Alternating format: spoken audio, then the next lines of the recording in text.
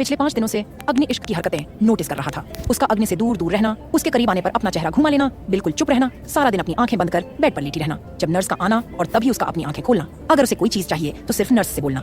ये सब चीज अग्नि बहुत अच्छी तरह से नोटिस कर रहा था, लेकिन वो इश्क को कुछ भी कह नहीं रहा था। अगर इश्क के दिमाग में इस वक्त बहुत कुछ चल रहा था तो वही सब चीज अग्नि के दिमाग में भी थी। इश्क बेड पर आंखें बंद किए लेटी हुई थी। तभी नर्स ने आकर दरवाजा खोला।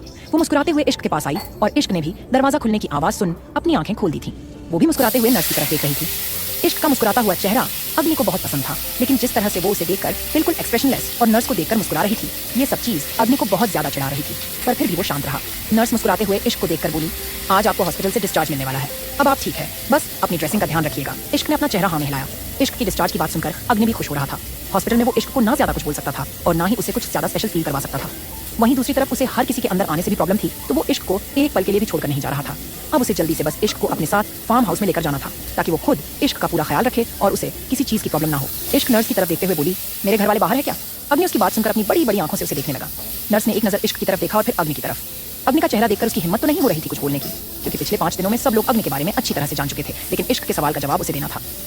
वो धीमे से बोली, हाँ, आपके पेरेंट्स बाहर हैं और कोई मिस्टर प्रणय भी बाहर है, अगर आप कहें तो। नर्स की बात पूरी होती उससे पहले ही अग्नि बोला, मैंने कहा ना, मेरी इश्क का मेरे अलावा और कोई नहीं है और ना ही उसे किसी और की जरूरत है। बाहर जो है उनका मुझसे या मेरी इश्क से कोई रिश्ता नहीं। अग्नि की बातें बीच में ही काटकर इश्क बड़े ही प्यार से नर्स से बोली, आप ऐसे कीजिए, माँ को बुला दीजिए और प्रणय को बुला दीजिए। अग्नि अब गुस्से से इश्क को बोला, मैंने कहा ना, कोई तुम्हारे पास नहीं आएगा, इट मीन्स नहीं आएगा। नर्स बेचारी पूरी तरह से इश्क और अग्नि में फंस चुकी थी। इश्क एक बार फिर से नर्स की तरफ देखते हुए बोली, जाइए, आप जल्दी से उन्हें अंदर भेज दीजिए, मुझे बस जल्दी से जल्दी अपने घर जाना है। नर्स अपना सिर हाँ में हिलाकर वहां से चली गई। उसके जाते ही अग्नि इश्क से बोला, तुम्हारी तबीयत सही नहीं है एंग्री बर्ड, इसीलिए मैं तुम पर गुस्सा नहीं करना चाहता, लेकिन तुम जानबूझकर ये सब चीज कर रही हो। तुम जानती हो ना, मुझे नहीं पसंद किसी और का हमारी लाइफ में इंटरफेयर करना। जो लोग बाहर खड़े हैं ना, मेरा उनसे कोई रिश्ता नहीं और तुम्हारा भी उनसे कोई रिश्ता नहीं, तुम सिर्फ मेरी हो। तुम सुन रही हो ना मैं क्या कह रहा हूँ? इश्क सुन रही थी, लेकिन उसका चेहरा बिल्कुल एक्सप्रेशनलेस था। अग्नि और भी ज्यादा गुस्से से पागल होने लगा। तभी बाहर से जोर से आवाज आने लगी। ये आवाज सांझ और प्रणय की थी। इन आवाजों को सुनकर अग्नि के चेहरे पर डेविल स्माइल आ गई, क्योंकि वो अच्छी तरह से जानता था ये आवाजें क्यों आ रही हैं। भले ही नर्स ने जाकर बाहर सांझ और प्रणय को कहा कि इश्क उन्हें अंदर बुला रही है, लेकिन बाहर खड़े अग्नि के गार्ड तो हवा को भी उसकी इजाजत के बिना अंदर ना आने दे, तो उन लोगों पर तो उसने स्पेशल रिस्ट्रिक्शन लगाई हुई थी। वही उस आवाज को सुनकर इश्क के चेहरे पर परेशानी झलक रही थी। वो पिछले 5 दिनों से इसीलिए चुप थी, ताकि इस तरह की कोई प्रॉब्लम ना हो, लेकिन अब उसका सांझ और प्रणय से मिलना बहुत जरूरी था। इश्क ने अग्नि की तरफ देखा, जिसके चेहरे पर डेविल स्माइल थी, जो साफ बता रही थी कि वो किसी भी कीमत पर और किसी को अंदर नहीं आने देगा, लेकिन इश्क भी इश्क थी, आदत से जिद्दी। वो अपनी जगह पर उठकर बैठी और बेड से नीचे उतरने लगी। अग्नि गुस्से से देखते हुए बोला, डॉक्टर ने डिस्चार्ज के लिए बोला है, लेकिन इसका मतलब ये नहीं कि तुम उठकर कहीं भी घूमने फिरने जाओगी। चुपचाप बेड पर बैठो। इश्क ने पलटकर उसकी तरफ देखा भी नहीं। अग्नि तुरंत अपनी जगह से खड़ा होकर उसके सामने आया। इश्क उसे क्रॉस कर दरवाजे की तरफ बढ़ने लगी। अग्नि ने उसका हाथ पकड़कर उसे रोककर बोला, एंग्री बर्ड, मेरे ना बर्दाश्त करने की एक हद है। मैं चुपचाप तुम्हारी हर एक बात मान रहा हूँ, तुम्हारे साथ कोई जबरदस्ती नहीं कर रहा। पिछले 5 दिनों से तुमसे माफिया मांग रहा हूँ, लेकिन इसका मतलब ये नहीं कि मैं तुम्हारी ये बेरुखी बर्दाश्त करता रहूंगा। भूलो मत कि मैं वही अग्नि हूँ जो जबरदस्ती करने पर आ जाए तो सामने वाले की हिम्मत नहीं होती मेरे खिलाफ जाने की। अग्नि ने अपनी बात कह दी तो इश्क ने अपना दूसरा हाथ उसके हाथ पर रखा और अपने हाथ से हटा दिया। वो एक बार फिर से दरवाजे की तरफ बढ़ने लगी। अग्नि एक बार फिर से उसके सामने आया और गुस्से से बोला, मैंने कहा ना, तुम ना ही किसी के पास जाओगी और ना ही कोई तुम्हारे पास आएगा। अभी वो बोल ही रहा था कि इश्क ने वापस से अपना चेहरा घुमा लिया। इश्क को ऐसे बिल्कुल शांति से वापस बेड की तरफ जाते देख अग्नि हैरान था, लेकिन इश्क मान गई। इसके अलावा उसे और क्या ही चाहिए था। पर अगले ही पल उसकी आगे बढ़ी हो गई। इश्क ने साइड टेबल रखी हुई कैंची उठा ली थी और अपनी गर्दन पर रख दी थी। अग्नि गुस्से से चिल्लाया, ये क्या कर रही हो तुम? रखो इसे नीचे। एंग्री बर्ड, तुम्हें लग जाएगी, प्लीज प्लीज इसे नीचे रखो। इश्क के हाथों में वो कैंची देखकर ही अग्नि के हाथ पैर फूलने लगे थे। एक बार फिर से उसके सामने वो पल चलने लगा था जब इश्क ने खाई से कूदकर अपनी जान दी और इश्क का ट्रक से एक्सीडेंट हुआ था। वही इश्क के चेहरे पर हल्की हल्की सी मुस्कुराहट थी। वो अग्नि की तरफ देखते हुए बोली, मिस्टर अग्नि सिंह राठौड़। उसके मुंह से मिस्टर अग्नि सिंह राठौड़ सुनकर अग्नि को ऐसा लगा जैसे किसी ने उसे जोर से तमाचा मार दिया हो। वो हमेशा उसे मिस्टर फायर कहकर बुलाती थी, लेकिन आज उसके मुंह से अपना पूरा नाम सुन अग्नि को एक बार फिर से वो पल याद आने लगा था जब इश्क ने खाई से कूदकर अपनी जान दी, क्योंकि उस दिन भी इश्क ने उसका नाम लिया था। इश्क अग्नि की तरफ देखते हुए बोली, मिस्टर अग्नि सिंह राठौड़, पिछले कुछ वक्त में मेरे साथ इतना कुछ हुआ है ना कि अब अगर खुद को दर्द भी दूंगी तो मुझे दर्द नहीं होगा। जीने का मन तो बहुत पहले ही खत्म हो चुका था, पर शायद जिंदगी मुझसे भी ज्यादा ढीठ है। मैं मरना चाहती थी, लेकिन मेरी किस्मत को कुछ और मंजूर था। लेकिन अब आप ये गलतफहमी में मत रहिए कि मेरी किस्मत आप लिखेंगे। चुपचाप मेरे रास्ते से हट जाइए, वरना खुद को खत्म करने से पहले ना मैंने पहले सोचा था और ना अब सोचूंगी। मुझे डर उस दिन भी नहीं लगा था और डर आज भी नहीं लग रहा। अग्नि की आंखें हैरत में फैल गईं। पिछले 5 दिन से इश्क ने अग्नि से एक शब्द नहीं कहा था और आज जो बात कही वही काफी थी ये बताने के लिए कि इश्क सिर्फ अग्नि से नाराज नहीं है। वो कांपते हुए आवाज में बोला, देखो एंग्री बर्ड, मैं जानता हूँ मैंने गलतियां की है, बहुत बार तुम्हारा दिल दुखाया है, लेकिन इसका मतलब ये तो नहीं ना कि तुम इस तरह से खुद को तकलीफ दो। मैं तुमसे माफी मांग रहा हूँ। आई प्रॉमिस मैं सब ठीक कर दूंगा। आइंदा कभी किसी के पास नहीं जाऊंगा। तुम्हें बहुत खुश रखूंगा। मैं तुमसे सच में बहुत प्यार करता हूँ। इस बार मैं कोई ड्रामा नहीं कर रहा। इश्क उसकी बात सुनकर हंसी और बोली, आपको याद है मिस्टर अग्नि सिंह राठौड़, पिछले साल मेरे बर्थडे से एक दिन पहले आपने कैसे मुझे एक हसीन ख्वाब दिखाया था? उस ख्वाब को देखते हुए मैंने अपनी पूरी जिंदगी जी ली थी। ऐसा लगा जैसे मैं एक बार फिर से जीना चाहती हूँ, लेकिन जो आपने मेरे साथ किया ना उस दिन, मैं मर चुकी थी। अब तो सिर्फ मेरी लाश है। अब आप ये बताइए कि एक बार फिर से इस लाश को खत्म करूं कि आप मेरी रास्ते से हट जाएंगे? अग्नि गुस्से से चिल्लाया, ये फालतू की बातें बंद करो, मैं नहीं सुन सकता ये सब। बिल्कुल चुप हो जाओ और चुपचाप मेरे साथ वापस चलो, मैं तुम्हें किसी और के पास नहीं जाने दूंगा। इश्क एक बार फिर से गहरी नजरों से उसे देखते हुए बोली, हक इंसानों पर होता है मिस्टर अग्नि सिंह राठौर, लाशों पर नहीं। और जो आपके सामने खड़ी है वो सिर्फ एक लाश है जिसकी जान मिस्टर अग्नि सिंह राठौर ने अपने इश्क से ली थी। अब आखिरी बार कह रही हूँ आपसे, आप हट रहे हैं मेरे रास्ते से या फिर? बोलते हुए इश्क ने वो कैंची अपनी गर्दन पर चलानी शुरू कर दी। इश्क की गर्दन पर वो कैंची जैसे ही लगी, हल्का हल्का खून उसकी गर्दन से निकलने लगा था। अग्नि की आंखें बड़ी हो गई। इश्क का हाथ बिल्कुल भी नहीं कांप रहा था, लेकिन अग्नि को ऐसे लग रहा था जैसे उसकी जान निकल रही हो। वो तुरंत पीछे हट गया और जाकर वार्डरूम का दरवाजा खुल गया। दरवाजा खुलते ही सांझ और प्रणय, जो बाहर गार्ड से लड़ रहे थे, वो तुरंत दरवाजे की तरफ भागे। सांझ जैसे ही वार्डरूम के अंदर आई, सामने इश्क को देखकर उसके पैरों तले जमीन खिसक गई। वही प्रणय भी जोर से चिल्लाया लव। उसके मुंह से लव सुनकर अग्नि की गुस्से से मुट्ठियां कस गई। वही इश्क की नजरें अभी भी अग्नि पर थीं। सांझ और प्रणय को अंदर आते देख अब उसने कैंची को चुपचाप टेबल पर रख दिया। सांझ जल्दी से इश्क के पास आई और उसके चेहरे को अपने हाथों में थाम कर बोली, तुम ठीक तो हो ना? ये क्या किया तुमने? बोलते हुए वो उसकी गर्दन की तरफ देख रही थी, पर अन्य नर्स को बुलाते हुए जोर से चिल्लाया नर्स। नर्स उसकी आवाज सुनकर नर्स भी तुरंत भागकर वार्ड के अंदर आई। सांझ ने अब अग्नि की तरफ देखा जो एक तरफ खड़ा था। उसे समझ आ रहा था कि यहाँ पर क्या हुआ होगा। इश्क सांझ की तरफ देखते हुए बोली, मुझे घर जाना है माँ, आप मुझे अपने घर लेकर चलेंगी क्या? सांझ का दिल धक सा रह गया। उसने जल्दी से इश्क को अपने सीने से लगाया और रोते हुए बोली, वो घर मेरा नहीं है इश्क, वो घर तुम्हारा है और तुम्हारे बिना सुना है। तुम मेरे साथ हमारे घर चल रही हो। इश्क की आंखों से भी आंसू बह गए। वही प्रणय जो एक तरफ खड़ा था वो बस इश्क की तरफ देखता ही रह गया। इश्क की बातों से उसे सब साफ हो चुका था। तभी दरवाजे से आवाज आई, तुम कहीं नहीं जाओगी इश्क, तुम हमारे साथ वापस पुणे चलोगी। ये आवाज सुनकर सबने दरवाजे की तरफ देखा। वहीं अग्नि का चेहरा अभी भी एक्सप्रेशन लेस था और उसकी नजरें इश्क पर टिकी थी। उसकी चेहरे की उभरती नसें बता रही थी कि वो बस इस वक्त खुद को कंट्रोल कर रहा है। सामने दरवाजे पर अनिकेत जी खड़े थे। अनिकेत इश्क को देखते हुए उसके पास आए तो इश्क तुरंत उनके गले से लग गई। भले ही उसे सब कुछ याद आ चुका था, लेकिन वो भूल नहीं सकती थी कि कैसे अनिकेत जी ने उसे एक बाप का प्यार दिया था। उनके गले लगते ही वो रोने लगी थी। वही अनिकेत जी की आंखों में भी आंसू आ गए थे। अनिकेत जी इश्क को अच्छी तरह से अपनी बाहों में भरते हुए बोले, तुम यहाँ पर नहीं रहोगी इश्क, तुम हमारे साथ वापस पुणे चलोगी। मैं तुम्हें ऐसे लोगों के आसपास भी नहीं रहने दूंगा जो लोग तुम्हें इतनी ज्यादा तकलीफ पहुंचा रहे हो। अग्नि जोर से चिल्लाया, हिम्मत भी मत कर दीजिएगा मिस्टर अनिकेत राजपूत। भले ही मेरी बीवी मेरे साथ नहीं रहना चाहती, लेकिन इसका मतलब ये नहीं कि उसे किसी के साथ भी जाने दूंगा। बोलते हुए उसकी गहरी नजरें प्रणय पर आ चुकी थी। इश्क अनिकेत जी से अलग हुई और बोली, मुझे कभी पापा का प्यार नहीं मिला पापा, लेकिन जो पिछला 1 साल मैंने आपके साथ बिताया है ना, उसमें मेरी हर शिकायत दूर हो गई। आप मेरे पापा हैं और हमेशा रहेंगे, लेकिन बेटियां हमेशा पापा के साथ तो नहीं रहती ना। और आप कहते थे ना एक दिन मुझे आपको छोड़कर जाना पड़ेगा। मुझे नहीं पता था कि वो दिन ये होगा, लेकिन आप प्लीज मुझे मेरी मर्जी से कुछ दिन जीने दीजिए। आई प्रॉमिस, अगर मुझे जरा सी भी तकलीफ हुई तो मैं वापस आपके पास आ जाऊंगी। अनिकेत जी उसकी बात सुनकर कुछ कह ही नहीं पाए। वहीं सूर्या दरवाजे पर खड़ा इश्क की तरफ देख रहा था और कोई इश्क के दिल को समझे ना समझे, लेकिन शायद वो समझ रहा था। अग्नि गुस्से से कांपता हुआ वहां से चला गया। कुछ देर बाद इश्क को डिस्चार्ज मिल चुका था। अनिकेत जी वापस पुणे जा चुके थे, लेकिन प्रणय मुंबई में ही था और उसने सोच लिया था कि वो इश्क को यहाँ से लेकर ही जाएगा। भले ही उसने किसी के सामने कुछ नहीं कहा, लेकिन उसने सोच लिया था कि इश्क को अग्नि के पास तो वो अब बिल्कुल नहीं जाने देगा। वो इश्क को प्रपोज करेगा और उससे शादी करेगा।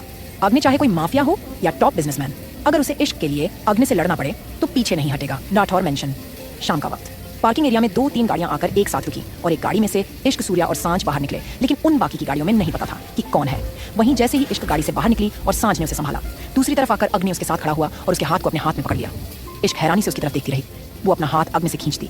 उससे पहले ही अग्नि बोला, ये कैसे हो सकता है एंग्री बर्ड की पत्नी इस राठौर मेंशन में रहे और पति अकेला फार्म हाउस में। अब तो जहाँ जहाँ तुम वहाँ मैं भी देखता हूँ तुम मुझसे दूर कैसे रहती हो। बोलकर उसने एक ही झटके में इश्क को अपनी गोद में उठा लिया और उसे अंदर की तरफ लेकर जाने लगा। इश्क अपनी बड़ी बड़ी आंखों से उसे देख रही थी। अग्नि ने इश्क को अपनी गोद में उठा रखा था और उसे लेकर राठौर मेंशन के अंदर जा रहा था। इश्क गुस्से भरी नजरों से अग्नि को देख रही थी। वही सूर्या और सांझ भी थोड़ा हैरान थे। उन्हें नहीं पता था कि अब इश्क अग्नि की बातों का और उसकी हरकतों पर कैसे रिएक्ट करेगी, लेकिन कहीं ना कहीं दोनों के दिल में बस ये उम्मीद थी कि दोनों एक दूसरे को संभाल ले। अगर इश्क का इश्क कम नहीं था तो प्यार तो अग्नि भी बहुत करता था, जो वो इतने दिनों से देख ही रहे थे। इश्क अग्नि की तरफ देखते हुए बोली, मुझे नीचे उतारिए। अग्नि ने अपनी गहरी नजर उसके चेहरे पर डाली और बोला, नहीं उतारूंगा, मेरी गोद में ही रहोगी और मेरी गोद में ही मेंशन के अंदर जाओगी। कोई प्रॉब्लम है? अगर प्रॉब्लम है तो मेरे पास एक सॉल्यूशन है। राठौर मेंशन न जाकर फार्म हाउस चल सकते हैं, लेकिन वहां भी ऐसे गोद में ही लेकर जाऊंगा और यहाँ तो अंदर जाकर गोद से उतार भी दूं, वहां तो एक पल के लिए भी नहीं छोड़ूंगा। उसकी बात सुनकर इश्क बुरी तरह से चिढ़ गई। उसे अग्नि की बातों पर गुस्सा तो बहुत आ रहा था, लेकिन फिलहाल उसने खुद को कंट्रोल रखा। अग्नि उसे दरवाजे पर लेकर आया, लेकिन अंदर कदम नहीं बढ़ाया। उसकी आंखों के सामने कुछ वक्त पहले की तस्वीरें चल रही थी। पिछले 1 साल में उसकी और सूर्या के बीच हुई लड़ाइयां, जो इस राठौर मेंशन में ही हुई थी। उसका ये कहकर यहाँ से जाना कि वो कभी यहाँ वापस नहीं आएगा, वो सब उसके कानों में गूंज रहा था। सूर्या और सांझ भी अग्नि और इश्क के पीछे पीछे आए। वो अग्नि को दरवाजे पर खड़े हुए देखकर हैरान भी थे और थोड़ा परेशान भी हो रहे थे। गाड़ियां भी पार्किंग एरिया में आकर रुकी और दोनों अपनी गाड़ियों से बाहर निकलकर अंदर दरवाजे की तरफ आए। अग्नि को इश्क को अपनी गोद में उठाए देख अन्य का तन बदन वैसे ही जल उठा था। वही गुस्सा उसे इस बात पर और भी ज्यादा था कि अब अग्नि इस घर में वापस आ चुका है। एक बार फिर से सूर्या के बिजनेस पर, जो कि अब अग्नि से अलग हो चुका था, उसमें अग्नि इंटरफेयर करने लगेगा। पिछले 1 साल से उसने बहुत सारे कांड ऐसे किए थे जो वो किसी को बता नहीं सकता था, और अगर किसी को उन कांडों के बारे में पता चलेगा तो उसे बिजनेस से नहीं बल्कि घर से भी बाहर निकाल दिया जाएगा। अन्य अग्नि की तरफ देखते हुए बोला, तुम यहाँ पर?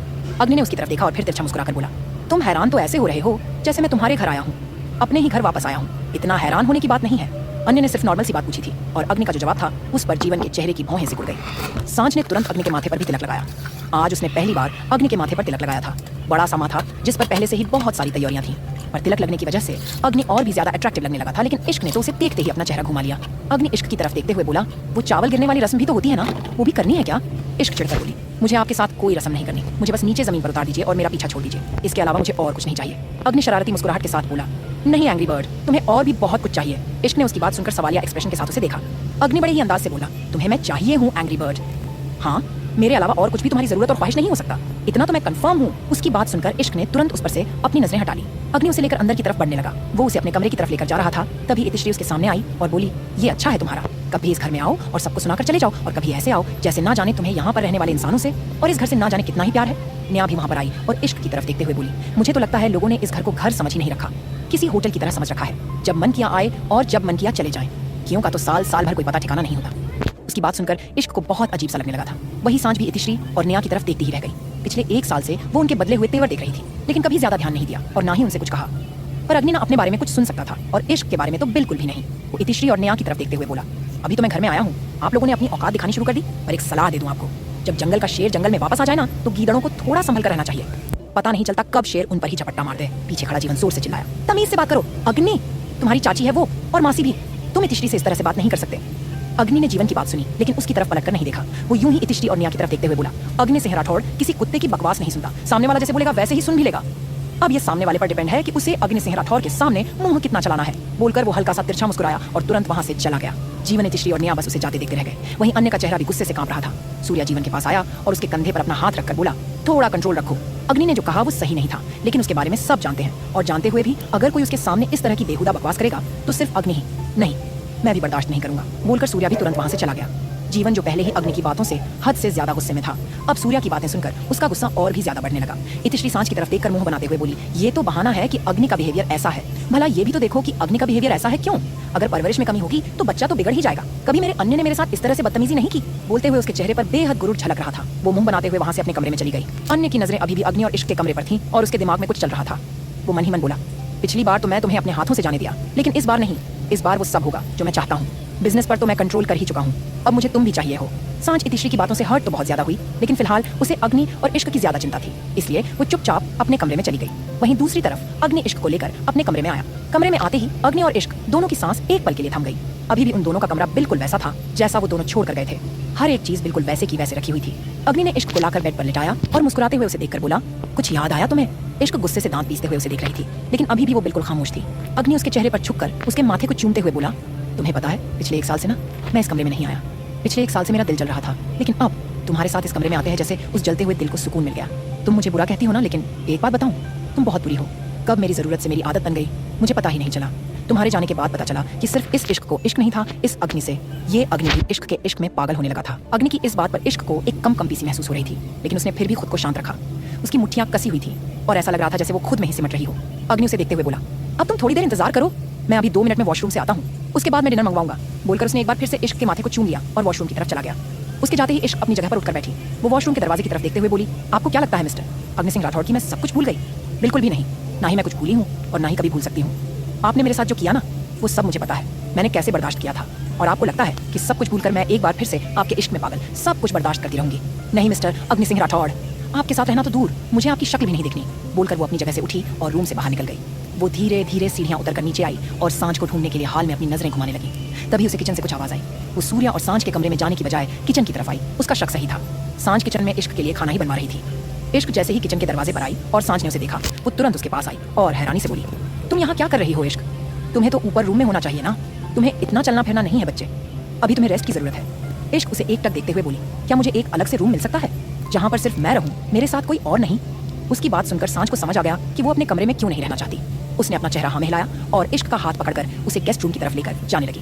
वहीं दूसरी तरफ अग्नि वॉशरूम से बाहर आया और आते ही उसकी नजर जब बेड पर गई तो बेड पर इश्क को ना देखकर उसका चेहरा गुस्से से कांपने लगा। वो दांत पीसते हुए बोला, how dare you angry bird, मैंने कहा था ना तुम रेस्ट करोगी, तो तुम्हारी यहाँ से हिलने की हिम्मत भी कैसे हुई? तुम जानबूझकर मुझे गुस्सा दिला रही हो ना, बट डोंट वरी, तुम्हारे लिए बेसब्र बहुत हूं मैं, लेकिन अब तुम मेरा सब्र देखोगी। शांत बहुत हूं तुम्हारे लिए, लेकिन आग पानी हो जाए ऐसा तो पॉसिबल ही नहीं। सांझ इश्क को लेकर गेस्ट रूम में आ चुकी थी, लेकिन अंदर जाकर वो कुछ करती उससे पहले ही अग्नि दरवाजे पर खड़ा बोला, मैंने तुम्हें रेस्ट करने के लिए कहा था ना एंग्री बर्ड, तो तुम यहाँ क्या कर रही हो? उसकी आवाज़ सुनकर इश्क ने पलटकर दरवाजे की तरफ देखा। सांझ भी अग्नि को देख रही थी। अग्नि अपनी मस्त चाल चलते हुए इश्क के पास आया और बोला, क्या कहा था मैंने तुमसे? इश्क ने अपना चेहरा उससे घुमा लिया। उसका चेहरा घूमते देख अग्नि के चेहरे पर एक डेविल स्माइल आ गई। वो सांझ की तरफ बिना देखे बोला, क्या यहाँ पर लोगों को इतने भी मैनर्स नहीं है कि अगर हस्बैंड वाइफ रूम में है तो उन्हें थोड़ा पर्सनल टाइम दे दें? सांझ गुस्से से बोली, और क्या तुम्हारे अंदर इतनी मैनर्स नहीं है कि अगर कोई तुम्हारे साथ नहीं रहना चाहता तो तुम उसे थोड़ी देर अकेले रहने दो ताकि वो इंसान खुद को संभाल पाए? अग्नि और भी ज्यादा गुस्से से बोला, मेरी एंग्री बर्ड को मैं कुछ संभाल लूंगा, लोगों को उसकी टेंशन लेने की जरूरत नहीं है। मेरी एंग्री बर्ड के लिए मैं ही काफी हूँ, बेफालतू मेरी एंग्री बर्ड के आसपास भीड़ बढ़ाने की जरूरत नहीं है। सांझ को भी उसकी बातें सुनकर और ज्यादा गुस्सा आने लगा था। वो अग्नि के पास आई और बोली, तुम कौन होते हो मुझे रोकने वाले? मैं आऊंगी इश्क के पास। इश्क खुद मेरे पास आई थी, उससे तुम्हारे साथ नहीं रहना तो तुम उसके साथ जबरदस्ती नहीं कर सकते। अग्नि ने सांझ की तरफ चेहरा घुमाया और बोला, आपको ऐसा क्यों लगता है कि मैं मेरी एंग्री बर्ड के साथ जबरदस्ती कर रहा हूँ? क्या मैं उसे खींचकर यहाँ से लेकर जा रहा हूँ? क्या मैंने उसका जबरदस्ती हाथ पकड़ा? नहीं ना, मैं सिर्फ मेरी एंग्री बर्ड से बात कर रहा हूँ। आपको मेरी बात करने से प्रॉब्लम है क्या मिसेस राठौड़? सांझ बिल्कुल शांत होकर बोली, मुझे तुमसे कोई प्रॉब्लम नहीं है, प्रॉब्लम मुझे इश्क की प्रॉब्लम से है। अगर उसे तुमसे प्रॉब्लम है तो मैं नहीं चाहती कि तुम उसकी प्रॉब्लम बढ़ाओ। तुम अपने कमरे में जाओ, इश्क यहाँ पर रहेगी और मैं उसके साथ। अभी वो बोली रही थी कि अग्नि उसकी बात बीच में काटकर बोला, क्या हुआ मिस्टर राठौड़ को टाइम नहीं देना क्या आपको? और आपके पास इतनी फुर्सत कहाँ से आ गई कि आप इश्क के साथ रहे? चाहिए आप जाकर अपने मिस्टर राठौड़ के पास जाइए। मेरी इश्क को ना आपकी जरूरत है और ना ही मैं आपको यहाँ रहने दूंगा। अग्नि की बात पूरी होती उससे पहले ही इश्क बोली, मुझे आपकी जरूरत है माँ, और मैं सिर्फ आपके साथ रहना चाहती हूँ और किसी के साथ मुझे नहीं रहना। अग्नि हंसा और इश्क के बिल्कुल करीब होकर बोला, उफ, तुम्हारा ये गुस्सा एंग्री बर्ड, तुम्हें पता है मेरा बहुत बातें करने का मन कर रहा है और तुम्हारी ये माँ मिसेस राठौड़ मुझे वो बातें करने से रोक रही हैं, लेकिन तुम तो जानती हो मैं कितना बेशरम हूँ। अगर ये नहीं गई तो मैं यहीं पर उनके सामने शुरू हो जाऊंगा और फिर तुम मुझे मत ब्लेम करना कि मैं कितना बेशरम हूँ। उसकी बात सुनकर इश्क की आंखें बड़ी हो गई। अग्नि उसके करीब आया और उसकी कमर पर अपना हाथ रख लिया। इश्क इधर उधर नजरें चुराने लगी। वहीं सांझ भी गुस्से से बोली, प्लीज अग्नि दूर रहो इश्क से, अगर उसे थोड़ा टाइम चाहिए तो प्लीज उसे टाइम दे दो। अग्नि इश्क के चेहरे की तरफ देखते हुए बोला, अब इतना टाइम तो दे दिया, अब इससे ज्यादा और क्या टाइम दूं? पिछले 1 साल से मेरी एंग्री बर्ड मुझसे दूर है, अभी भी मेरी एंग्री बर्ड को टाइम चाहिए तो सॉरी। उसका मिस्टर फायर शांत रहने की कोशिश कर रहा है, लेकिन इसका मतलब ये नहीं कि मैं चुपचाप बैठकर सब्र करता रहूंगा। उसके मिस्टर फायर में सब्र कल भी नहीं था और सब्र आज भी नहीं है, और अपनी एंग्री बर्ड के लिए तो कभी होगा भी नहीं। बोलते हुए उसका हाथ इश्क की कमर पर चल रहा था, जिससे इश्क की सांस गहरी हो रही थी। वो तुरंत सांझ से बोली, माँ आप जाइए यहाँ से, मैं अभी थोड़ी देर में आपको। वो बोल भी अटक अटक कर रही थी क्योंकि अग्नि की उंगलियां जिस तरह से उसके कपड़ों के साथ खेल रही थी, वो भी सांझ के सामने ये सब बिल्कुल नहीं करना चाहती थी। अगर वो अग्नि के साथ गुस्से से पेश आती तो भी सांझ को हर्ट ही होता, इसलिए वो सांझ को वहां से भेज रही थी। सांझ अब कुछ कह ही नहीं पाई, इसलिए चुपचाप वहां से चली गई। उसके जाने के बाद अग्नि मुस्कुराया और इश्क पर झुककर बोला, कितनी समझदार हो गई हो ना तुम, और नोटी भी। जानती हो मैं क्या करने वाला था, इसलिए जल्दी से मिसेस राठौड़ को यहाँ से भेज दिया, लेकिन एंग्री बर्ड मुझे इस रूम में वो वाली वाइब नहीं आएगी, इसीलिए चलो अपने रूम में चलते हैं। इश्क अग्नि का कोई जवाब नहीं दे रही थी। अग्नि उसे अपनी गोद में उठाने के लिए नीचे झुका कि इश्क तुरंत पीछे हट गई। अग्नि उसे देखते हुए ऊपर उठा और बोला, अगर गोद में नहीं चलना चाहती तो मेरे साथ चलो, लेकिन मैं तुम्हें यहाँ पर नहीं रहने दूंगा। बोलते हुए अब अग्नि की आवाज़ बेहद सख्त थी। अब तक वो मजाक में इश्क के साथ वो सब बातें कर रहा था, लेकिन अब वो काफी सीरियस लग रहा था। इश्क अपने दांत पीसते हुए वहीं पर खड़ी रही। अग्नि एक बार फिर से उसके करीब आया और बोला, एंग्री बर्ड मैं तुमसे कुछ कह रहा हूँ, मुझे इस कमरे में नहीं रहना, इसलिए चुपचाप। इश्क गुस्से से चिल्लाकर बोली, अगर आपको इस कमरे में नहीं रहना तो आपको इस कमरे में किसी ने रहने के लिए कहा भी नहीं है। इस कमरे में मैं अपनी मर्जी से आई हूँ और मुझे इस कमरे में ही रहना है, आप चुपचाप यहाँ से चले जाइए। बोलते हुए उसका चेहरा गुस्से से लाल हो चुका था और वो थोड़ा पीछे हट चुकी थी। अग्नि तुरंत उसके पास आया और बोला, तुमने सोच भी कैसे लिया कि मैं तुम्हें खुद से दूर रहने दूंगा? बिल्कुल भी नहीं एंग्री बर्ड, एक पल भी तुम मेरे बिना नहीं रहोगी। इश्क ने उसके सीने पर अपने हाथ रख दिए। अग्नि कुछ रिएक्ट करता उससे पहले ही इश्क ने उसे जोर से धक्का दिया और बोली, आप होते कौन है मुझे अपने साथ रखने वाले? माफ कीजिएगा अग्नि सिंह राठौड़, लेकिन मैं आपकी गर्लफ्रेंड की तरह नहीं हूँ जो आपके साथ बिना किसी रिश्ते के दिन रात बिताने में इंटरेस्टेड हो। ना ही लीजा हूँ और ना ही मुझे लीजा समझने की कोशिश कीजिएगा। उसकी बात सुनकर अग्नि एकदम सुन्न सा रह गया। वो अपनी बड़ी बड़ी आंखों से इश्क को देख रहा था। अभी अभी जो इश्क ने कहा वो बातें इश्क के मुंह से इमेजिन करनी भी उसके लिए बहुत मुश्किल थी। वो दांत पीसते हुए उसके करीब हुआ और बोला, बहुत अच्छी तरह से जानता हूँ तुम लीजा नहीं हो और कभी हो भी नहीं सकती, तुम मेरी इश्क हो। इश्क उसकी बात सुनकर हंसी और बोली, आप कितने अजीब है ना मिस्टर अग्नि सिंह राठौड़, अभी 1 साल पहले आप मेरे सामने लीजा को अपनी गोद में उठाकर अपने रूम में लेकर गए थे, ये कहकर कि आपको मैं नहीं चाहिए हूँ, आपको लीजा चाहिए, और अब आप मेरे पास आए हैं और मुझे बोल रहे हैं कि मुझे गोद में उठाकर रूम में लेकर जाएंगे। इतना तो दिन और रात नहीं बदलते जितने आप जिस्म बदल लेते हैं मिस्टर राठौड़, आखिरकार कैसे कर लेते हैं आप ये सब कुछ? इश्क की बात सुनकर अग्नि गुस्से से चिल्लाया, एंग्री बर्ड चुप, बिल्कुल चुप। इश्क व्यंग्य से हंसी और बोली, क्या बात मिस्टर राठौड़, इतनी सी बात सुनकर ही तिलमिलाने लगे? अग्नि इश्क के पास आकर उसके ऊपर झुका और बोला, तुम्हें क्या लगता है कि तुम इस तरह की बातें करके मुझसे दूर रह लोगी? तुम बेशक से कुछ भी कह लो एंग्री बर्ड, लेकिन मुझे फर्क नहीं पड़ता। इश्क हल्का सा हंसी और बोली, आपको फर्क पड़ेगा भी क्यों मिस्टर राठौड़? फर्क उनको पड़ता है जिनके सीने में दिल हो, जिनके दिल पत्थर हो, उन्हें फर्क ही क्या पड़ेगा? अग्नि उसकी आंखों में देखते हुए बोला, लेकिन तुम्हारे दिल के लिए मेरा दिल पत्थर नहीं है। इश्क की आंखों में नमी आ रही थी, लेकिन बड़ी बेरहमी से उसने अपनी आंखों में उसे नमी को आने से रोका और बोली, मेरे लिए आपका दिल पत्थर नहीं है? सच में? बिल्कुल झूठ मिस्टर राठौड़, इतनी बेरहमी से तो एक पत्थर भी चोट नहीं देता होगा जितनी बेरहमी से आपने मेरे दिल को तोड़ा है। भले ही इश्क रो नहीं रही थी, लेकिन जो बातें वो कर रही थी वो बातें सुनते हुए अग्नि समझ सकता था कि वो कितनी ज्यादा तकलीफ में है। उसने जल्दी से इश्क को अपनी बाहों में कस लिया। उसके सीने से लगकर इश्क की आंखें बड़ी हो गईं। वो तुरंत उससे खुद से दूर करने के लिए उसे धक्का देने लगी, लेकिन अग्नि ने उसे बहुत ज्यादा कसकर अपने सीने से लगाया हुआ था। वो उसे शांत कराते हुए बोला, please calm down angry bird, मैं जानता हूँ तुम्हें बहुत गुस्सा आ रहा है, बहुत हर्ट किया है मैंने तुम्हें। अगर तुम उन सब बातों को नहीं भूली हो तो मैं भी कुछ नहीं भूला। हर एक बात याद है, लेकिन अब मैं उन बातों को याद नहीं करना चाहता। प्लीज तुम भी भूल जाओ। क्यों खुद को तकलीफ दे रही हो? उसकी बातें सुनते हुए इश्क ने अपना पूरा जोर लगाया। वो गुस्से से पूरी कांप रही थी। एक झटके के साथ उसने खुद को अग्नि से अलग किया और बोली, कितनी आसानी से कह दिया ना आपने मिस्टर राठौड़ की। मैं सारी बातें भूल जाऊं कि आप मेरे सामने किस तरह से लड़कियों के करीब हुए। मैं भूल जाऊं कि आपने कैसे हर बार मेरे दिल को अपने हाथों से कुचला है। भूल जाऊं कि कैसे आपने मुझे सिर्फ अपनी जरूरत समझा है।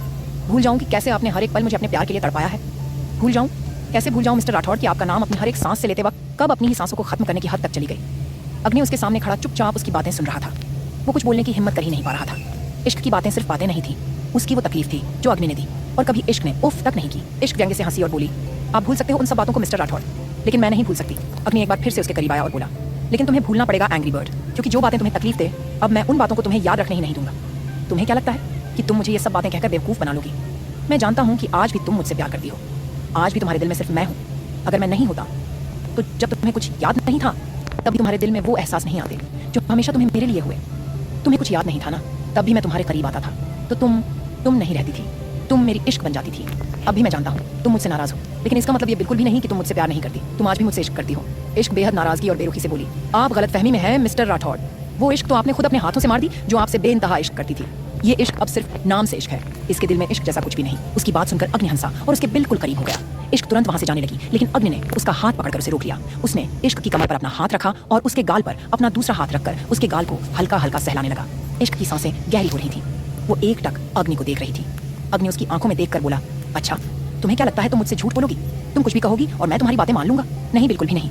तुम बेशक से जो मर्जी कह दो, लेकिन मैं जानता हूँ तुम आज भी मुझसे प्यार करती हो, और उसका सबूत है ये कि मेरे करीब आते ही तुम आज भी सिहरने लगती हो। मेरी बाहों में आज भी तुम वैसे ही पिघलती हो जैसे पहले पिघल जाती थी। उसकी बात सुनकर इश्क एक बार फिर से उससे अलग होने लगी। इस बार अग्नि ने और भी ज्यादा कसकर उसे अपनी बाहों में जकड़ लिया और बोला, I am sorry angry bird. मैं जानता हूँ मेरी बातें उन तकलीफों को कम नहीं कर सकती जो तकलीफें मैंने तुम्हें दी है, लेकिन अब मैं तुमसे इतना इश्क करूंगा कि तुम जितना इश्क मुझे पहले करती थी उससे भी ज्यादा इश्क करोगी। एक बार फिर से तुम कहोगी कि हाँ इस इश्क को बेइंतहा इश्क है। इस अग्नि सिंह राठौड़ से बोलकर अग्नि इश्क के चेहरे पर झुका। इश्क की आंखें बड़ी हो गईं। अग्नि उसके होठों के बिल्कुल करीब आ चुका था। इश्क ने उसे खुद से धक्का देना चाहा, लेकिन इश्क रिएक्ट भी करती। उससे पहले ही अग्नि ने उसके होठों पर अपने होंठ रख दिए और उसे किस करने लगा। इश्क उसकी बाहों में कसमसाने लगी। वो लगातार उससे खुद से अलग करने की कोशिश कर रही थी, लेकिन अग्नि ने उसके दोनों हाथों को अपने एक हाथ में पकड़ लिया था। वो अपना दूसरा हाथ इश्क के चेहरे पर रख उसे लगातार किस कर रहा था। जितना अग्नि उसे प्यार से किस कर रहा था, उतना ही ज्यादा इश्क उस पर अपना गुस्सा दिखा रही थी। उससे अलग होने के लिए उसका चेहरा बार बार दाएं बाएं हो रहा था। अग्नि के हाथ इश्क की कलाई में पहने हुए ब्रेसलेट पर लग रहा था और ब्रेसलेट की वजह से इश्क की कलाई से खून बहने लगा था। अग्नि को जब अपने हाथ पर कुछ गीला गीला महसूस हुआ तो उसने एक झटके से इश्क के होठों को छोड़ा और इश्क की कलाई की तरफ देखा। उसकी कलाई से बहते हुए खून को देखकर अग्नि की आंखें बड़ी हो गई। इश्क ने एक झटके से उससे अपना हाथ छुड़वाया और बोली, अब इससे ज्यादा सबूत मैं आपको क्या ही दूंगी मिस्टर अग्नि सिंह राठौड़। पहले भी आप मुझे तकलीफ देते थे और अब भी आप मुझे सिर्फ तकलीफ ही देते हैं। सुनना चाहते हैं ना आप मेरे मुंह से कि इस इश्क को अब अग्नि सिंह राठौड़ से क्या है? तो सुनिए, इस इश्क को बेइंतहा नफरत है। इस अग्नि सिंह राठौड़ से बेइंतहा नफरत बोलकर इश्क ने जोर से अग्नि को धक्का दिया और तुरंत रूम से बाहर चली गई। अग्नि अपनी जगह पर खड़ा एकदम सुन्न रह गया। उसके कानों में इश्क की कही हुई बात गूंज रही थी, इस इश्क को बेइंतहा नफरत है इस अग्नि सिंह राठौड़ से। इश्क उस कमरे से चली गई और अग्नि बस उसे जाते देखता रह गया। इश्क की कही हुई बातें अग्नि के कानों में गूंज रही थी। उसका चेहरा एकदम ब्लैंक हो चुका था। वो कांप पर बोला, मेरी इश्क मुझसे नफरत करती है? नहीं, ऐसा नहीं हो सकता। बोलते हुए उसने अपनी आंखें बंद की। इश्क का चेहरा एक बार फिर से उसकी आंखों के सामने घूमने लगा और इश्क की बात एक बार फिर से उसे अपने कानों में सुनाई देने लगी। उसने गुस्से से कांपते हुए अब अपनी आंखें खोली और बोला, नहीं, बिल्कुल भी नहीं। मेरी इश्क मुझसे नफरत नहीं कर सकती। नाराज है मेरी इश्क मुझसे। वो मुझसे गुस्सा हो सकती है लेकिन नफरत नहीं कर सकती। वो तेज कदमों के साथ कमरे से बाहर आया तो बाहर हाल में आकर देखा कि इश्क डाइनिंग टेबल पर बैठी है और सांझ उसे खाना खिला रही है। सांझ भी उसके साथ वाली चेयर पर बैठी थी। वो तुरंत इश्क के पास आया और सांझ के हाथों से खिचड़ी का बाउल लेकर जाकर इश्क के साथ वाली चेयर पर बैठ गया। सांझ बस हैरानी से अग्नि को देखती ही रह गई। अग्नि ने बाउल में से खिचड़ी का चम्मच भरा और इश्क के होठों की तरफ बढ़ाते हुए बोला, मैंने कहा था ना मैं तुम्हें खिलाऊंगा। इश्क बिल्कुल एक्सप्रेशनलेस होकर उसे देख रही थी। उसने अपना चेहरा अब सांझ की तरफ घुमाया और बोली, मुझे जितना खाना था माँ मैंने खा लिया। अब मेरा पेट भर गया, मुझे अब और कुछ नहीं चाहिए। मैं आराम करने अपने कमरे में जा रही हूँ। बोलकर वो अपनी चेयर से उठने लगी। अग्नि ने तुरंत उसका हाथ पकड़कर उसे रोका और गुस्से से बोला, वापस बैठो। इश्क ने भी एक झटके से उससे अपना हाथ छुड़वाया और सांझ की तरफ देखते हुए बोली, मैंने कहा ना माँ, मुझे अब आराम करना है, मैं अपने रूम में जा रही हूँ। बोलकर वो एक बार फिर से वहां से जाने लगी। इस बार अग्नि ने गुस्से से अपने हाथों में पड़ा हुआ बाउल टेबल पर रखा और तुरंत इश्क के सामने आकर उसका रास्ता रोकते हुए बोला, क्या प्रॉब्लम है तुम्हें? हाँ, माना नाराज हो, लेकिन ये क्या बिहेव कर रही हो तुम मेरे साथ? तुम्हें क्या लगता है कि ऐसे बिहेव करके तुम मुझसे खुद से दूर कर दोगी? बिल्कुल भी नहीं इश्क। मैं बहुत प्यार से तुम्हें समझा रहा हूँ, बहुत प्यार से तुम्हें ट्रीट कर रहा हूँ, क्योंकि मैं सच में बहुत प्यार करता हूँ। लेकिन अगर तुम खुद भी मुझसे दूर जाने की कोशिश करोगी ना, तो मैं ये बिल्कुल नहीं होने दूंगा। अभी वो बोल ही रही थी कि इश्क पूरी तरह से उसे नजरअंदाज कर अपने कमरे की तरफ बढ़ गई। अग्नि अपनी जगह पर खड़ा रह गया। उसने पलटकर इश्क की तरफ देखा। वो कुछ कहता, उससे पहले ही दरवाजा जोर से बंद होने की आवाज आई। इश्क अंदर भी जा चुकी थी और उसने अंदर से दरवाजा लॉक भी कर लिया था। अग्नि गुस्से से कांपता हुआ अपनी जगह पर खड़ा था। वो तेज कदमों से उस रूम की तरफ बढ़ने लगा, लेकिन सांझ ने तुरंत उसका हाथ पकड़कर रोका। जैसे ही सांझ ने अग्नि का हाथ पकड़ा, अग्नि का दूसरा हाथ मुट्ठी में बंद हो गया। सांझ उसे देखते हुए बोली, क्यों इतना गुस्सा कर रहे हो? मत करो इतना गुस्सा, वो पहले ही बहुत परेशान है। अग्नि ने एक झटके से अपना हाथ उससे पीछे खींचा और बोला, क्या मतलब है कि वो परेशान है? अगर वो परेशान है तो क्या करूं? मैं परेशान नहीं हूँ, उसे दिखाई नहीं दे रहा। मैं कितना तड़प रहा हूँ उसके लिए, उसे मना रहा हूँ, उसकी मिन्नत कर रहा हूँ, माफी भी मांग रहा हूँ उससे। अब इससे ज्यादा और क्या करूँ? पर वो तो मेरी बात सुनने को तैयार नहीं है। पर नहीं, उसे मेरी बात भी सुननी होगी और मेरे साथ भी रहना होगा। बोलते हुए अग्नि का चेहरा हद से ज्यादा लाल हो चुका था। सांझ उसे इतने गुस्से में देखकर सहम रही थी। उसकी ऊंची आवाज सुनकर बाकी सब भी हॉल में इकट्ठा होने शुरू हो गए। अग्नि को इस तरह से देखकर इतिश्री और नेहा के चेहरे पर शातिर मुस्कुराहट आ गई। सांझ अग्नि की तरफ देखते हुए बोली, तुम सब कर रहे हो, उसे मनाने की कोशिश कर रहे हो, लेकिन कम से कम उसे थोड़ा टाइम तो दो। तुम देख रहे हो ना उसकी हालत क्या है। अभी वो तुमसे बात नहीं करना चाहती तो तुम जबरदस्ती क्यों कर रहे हो? अग्नि गुस्से से चिल्लाया, करूंगा जबरदस्ती?